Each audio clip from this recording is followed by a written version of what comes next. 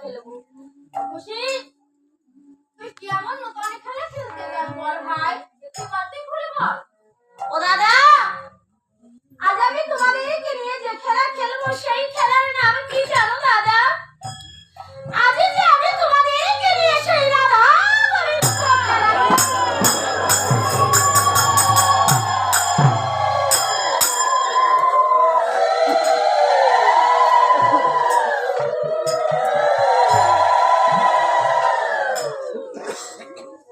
দাদা গো,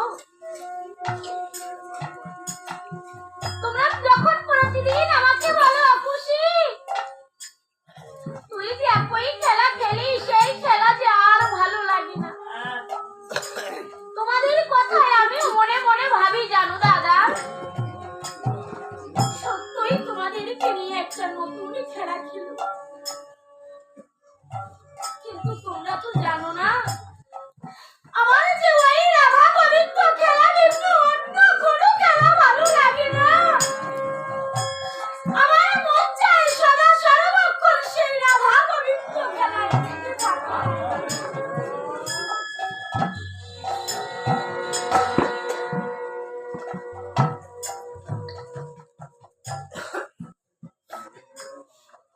দাদা গো, রাধা গোবিন্দ খেলা খেলতে হলে রাধা গোবিন্দের মূর্তির প্রয়োজন। আমাদের কাছে তো কোনো মূর্তি নেই দাদা। ও দাদা, ওই মধুরী বাজার দেখা যায় দাদা, ওই বাজার থেকে তোমরা আমাকে একটা রাধা গোবিন্দের মূর্তি ক্রয় করে এনে দাও।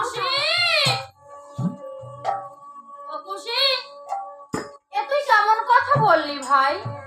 তুই কি জানিস না ওই রাধা কৃষ্ণ মূর্তি ক্রয় করতে হলে অর্থের প্রয়োজন? ও খুশি, আমরা অর্থ কোথায় পাবো বল ভাই? আমরা না খুব দরিদ্র, খুব কাঙাল। দাদা, তোমরা কেমন কথা বলেছো দাদা? তবে কি আমার মনের আশা পূর্ণ হবে না দাদা?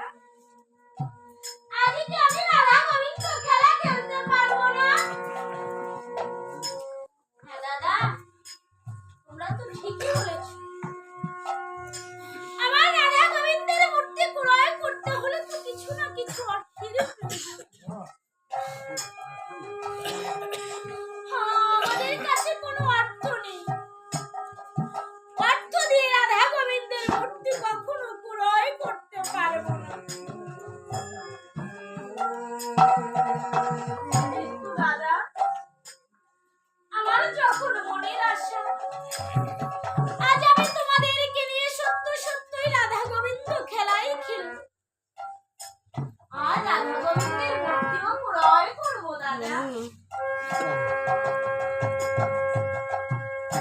কিন্তু গোবিন্দ হয়তো আমাদেরকে এই পার্থিব জগতের ধন ঐশ্বর্য দিয়ে পাঠাই দেয়নি দাদা।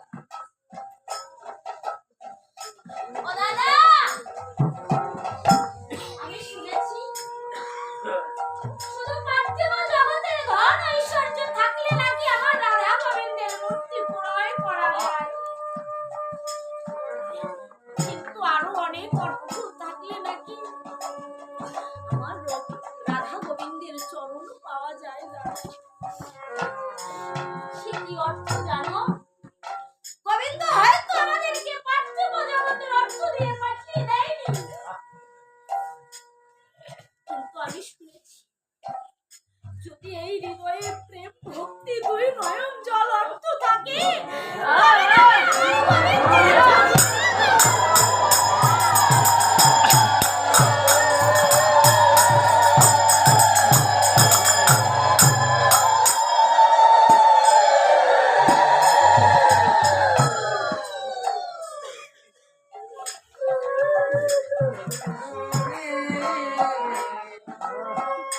দাদা,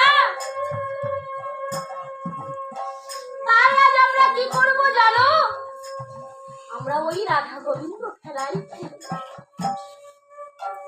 সে কেমন করে জানো? ও দাদা, তুমি না আমার কর্তা। ও দাদা,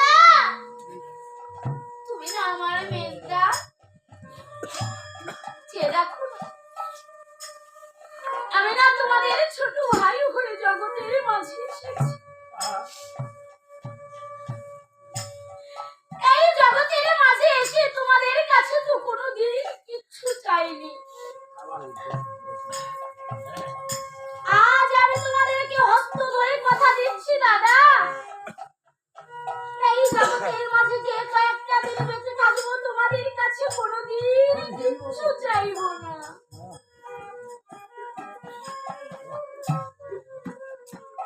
ছোট ভাইয়ের তো বড় ভাইদের প্রতি কতই না চাহিদা থাকে, কতই না আবদার থাকে।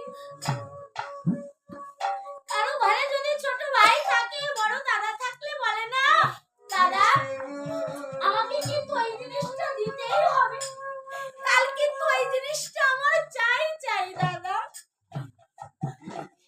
কিন্তু আমি তো তোমাদের কাছে কোনোদিন কিচ্ছু চাইনি, আর হস্ত ধরে কথাও দিলাম কোনোদিন কিচ্ছু চাইবো না। শুধু আজ এখন তোমাদের কাছে ছোট্ট একটা জিনিস আবদার করবো দাদা।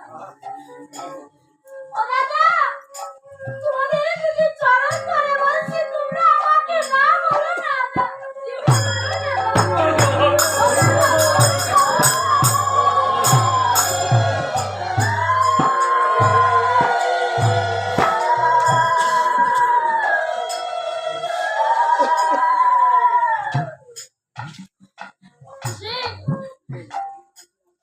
তুই একবার খুলে বল ভাই, তুই কি এমন জিনিস চাস? আমি না তোর বড় ভাই, যদি আমার জীবন দিতে হয় তাও আমি দিতে রাজি, তবে তুই একবার খুলে বল। তুমি কেমন কথা বলছো দাদা?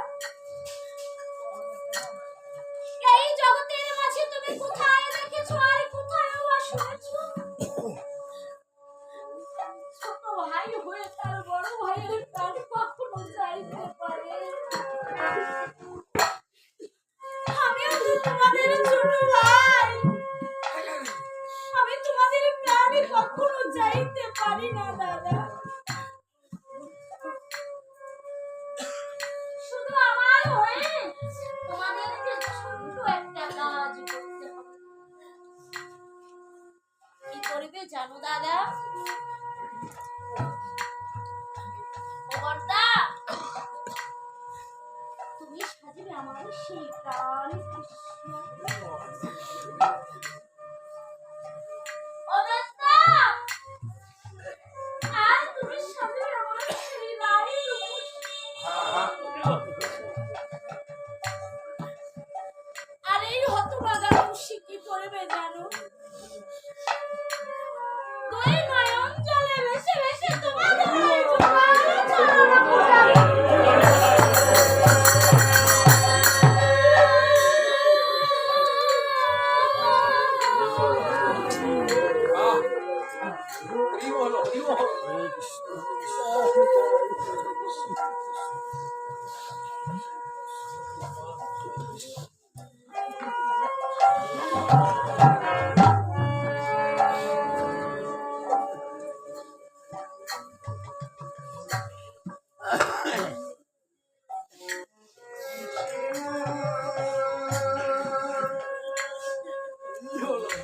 আরো আমি কেন তোমাদেরকে নিয়ে এই রাধা গোবিন্দ খেলা খেলবো জানো দাদা?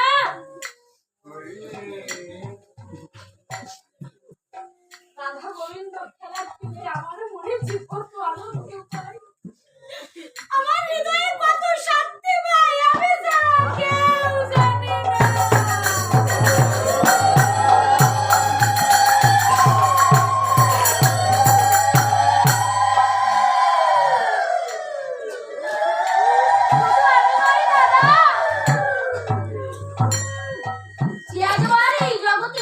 রাধা গোবিন্দ খেলা খেলেছে, তারে যে অন্য কোনো খেলা ভালো লাগে না। ও দাদা, আমি শুনেছি এই মানব দুর্লভ জনম নাকি কৃষ্ণ ভজনের জনম দাদা। দুর্লভ কাহাকে বলে জানো? যে জিনিস সহজে পাওয়া যায় না। সেই ভজনের যোগ্য জন্ম পেয়েছি দাদা। সে দেখো না দুর্লভ মানব জনম পেয়ে হারায় খেলায় তো গোনা দিলে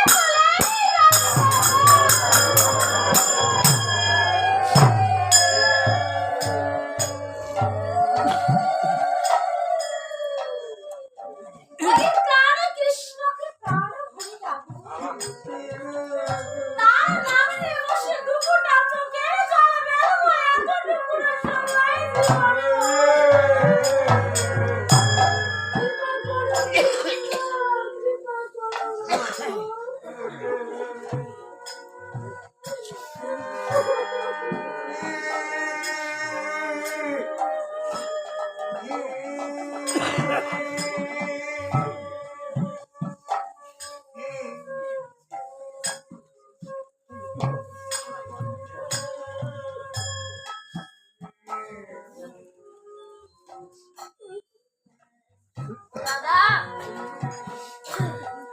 তাই তো আজ আমরা সময় যখন পেয়েছি, দিন যখন পেয়েছি, এই দিন এই সময় কখনো হেলায় খেলায় কাটিয়ে দিব না। কেননা এমন দিন এমন সময় এই আমাদের জীবনে হতেও পারে আর নাও হতে পারে দাদা। এমন দিন এমন সময় এই আমার জীবনে তো আসতেও পারে আর নাও আসতে পারে। কেন বলেছি জানো? যে দেখো না আমি না তোমাদের ছোট ভাই, এখন আমি তোমাদের সম্মুখে দাঁড়িয়ে দাঁড়িয়ে কথা বলছি। এমনও তো হতে পারে দাদা এখন আমি আছি, কিছুক্ষণ পরে হয়তো আমি নাও থাকতে পারি।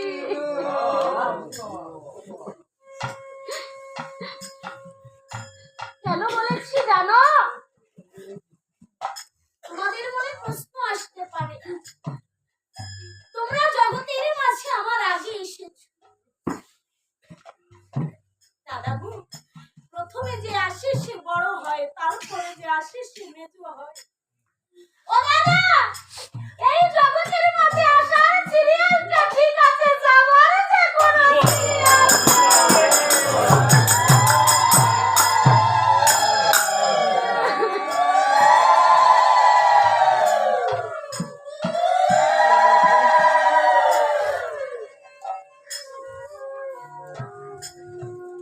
আমরা সিরিয়াল ভেঙে কে যে কখন কার আগে চলে যাব কেউ জানি না। তাই সময় যখন পেয়েছি, দিন যখন পেয়েছি, এই দিন এই সময় কখনো হেলায় খেলায় কাটিয়ে দিব না। আজ মুখে কৃষ্ণ কৃষ্ণ বলে আমরা সবাই মিলে সেই রাধা কৃষ্ণ খেলায় মেতে থাকবো।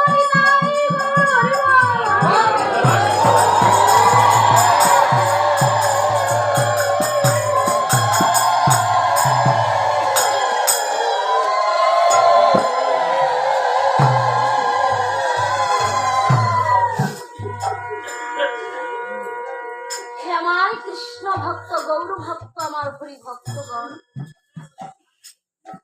শুধু কি আজ আমরা তিন ভাই এখানে বসে রাধা গোবিন্দ খেলা খেলব? তা কিন্তু নয় ভক্তগণ, আজ আপনারা সবাই আমার ভাই হয়ে, আমার বন্ধু হয়ে, সবাই মিলে সেই প্রাণ হারা প্রাণ কৃষ্ণকে ডাকবো। কেননা কে বলতে পারে এই সময় জীবনে আর হবে কি? তাই সময় যখন পেয়েছি, দিন যখন পেয়েছি, দুটো মনের কথা বলে যায়।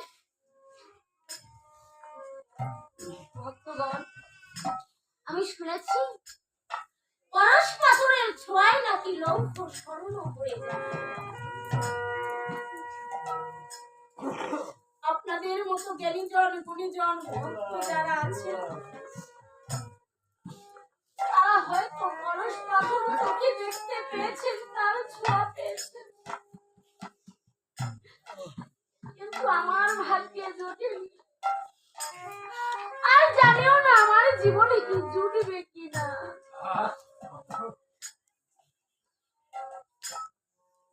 কিন্তু আমি যে শুনেছি অনেক টাকা পয়সা ব্যয় করে অনেক দূরে কখনো পরশ পাথর দেখতে যাওয়া লাগে না, তার ছোঁয়া পাওয়া লাগে না। পরশ পাথর নাকি হাতের নাগালেই থাকে, কেউ তার ছোঁয়া পায় কেউ পায় না। কিন্তু আমার মনে বলছে আজ বুঝি আমি পরশ পাথরের মাঝে দাঁড়িয়েছি। সে কেমন জানেন ভক্তগণ,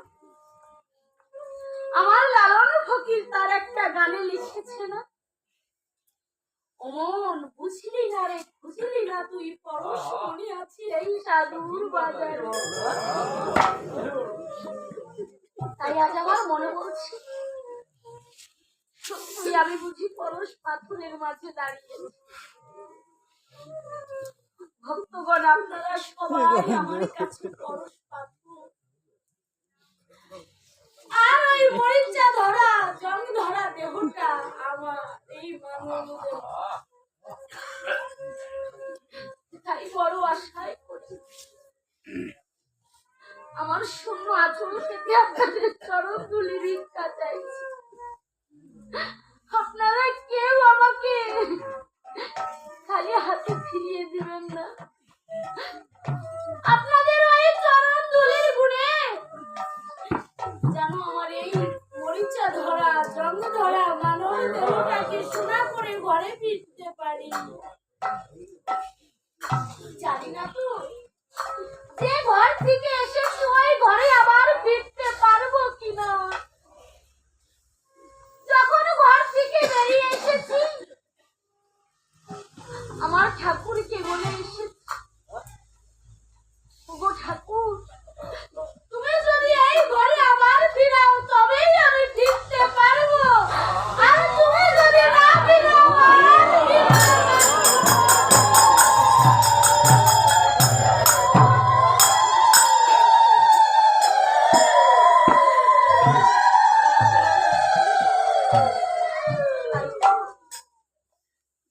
যদি মরিচা পড়া জং ধরা দেহ কারো থেকে থাকে সে আর কখনো দেরি করবেন না।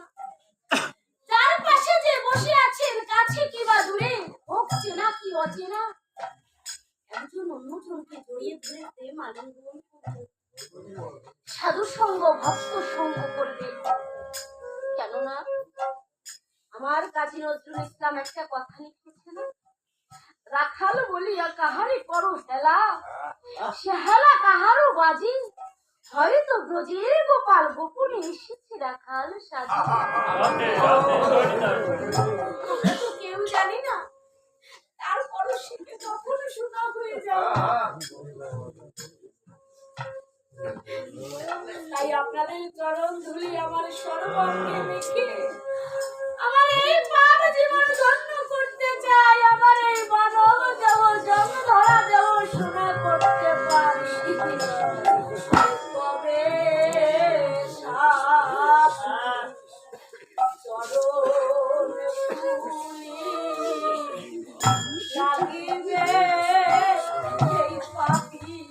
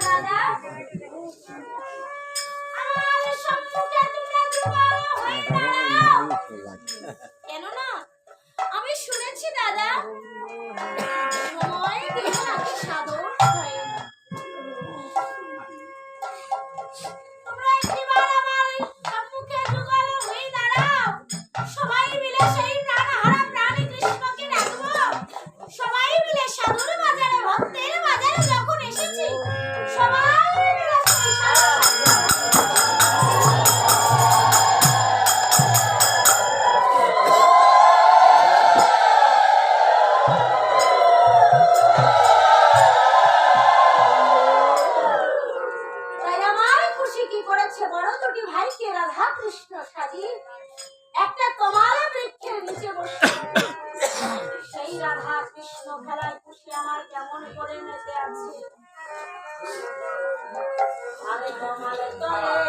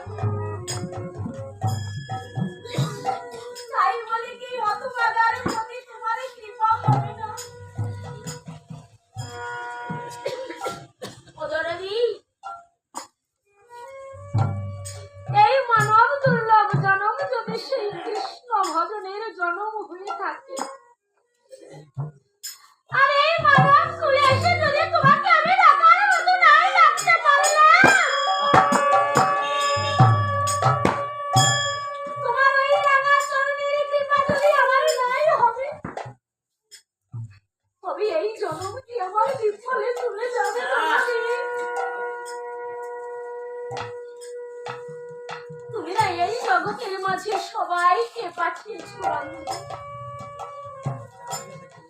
আর সবার কথা তোমার মনে আছে। এই হতভাগার কথা কি তোমার মনে নেই?